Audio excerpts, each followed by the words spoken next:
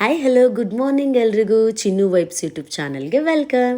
ಈ ವ್ಲಾಗಲ್ಲಿ ನಾನು ನನ್ನ ಫ್ಯಾಮಿಲಿ ಫಂಕ್ಷನ್ ಅಟೆಂಡ್ ಮಾಡೋಕ್ಕೆ ಹೋಗ್ತಿದ್ದೀನಿ. ನಮ್ಮ ಮಾವನ ಮನೆಗೆ ಹೋಗ್ತಿದ್ದೀನಿ. ನಾನು ಫ್ಯಾಮಿಲಿನೆಲ್ಲ ಮೀಟ್ ಮಾಡೋದು, ಫ್ಯಾಮಿಲಿ ಫಂಕ್ಷನ್ಸ್ನ ಅಟೆಂಡ್ ಮಾಡೋದು ಒಂಥರ ರೀಫ್ರೆಶಿಂಗ್ ಆಗಿರುತ್ತೆ. ನಾನು ತಮಿಳ್ನಾಡಲ್ಲಿ ಇರೋದ್ರಿಂದ ಎಲ್ಲ ಫ್ಯಾಮಿಲಿ ಫಂಕ್ಷನ್ಸ್ಗೆ ಅಟೆಂಡ್ ಮಾಡೋದಕ್ಕಾಗೋದಿಲ್ಲ. ನಾನು ಬಂದಾಗ ಯಾವುದಿರುತ್ತೆ ಫಂಕ್ಷನ್ಸ್ ಅದಂತೂ ಮಿಸ್ ಮಾಡಲ್ಲ. ನಾನು ಹೋಗಿ ಅಟೆಂಡ್ ಮಾಡೇ ಮಾಡ್ತೀನಿ.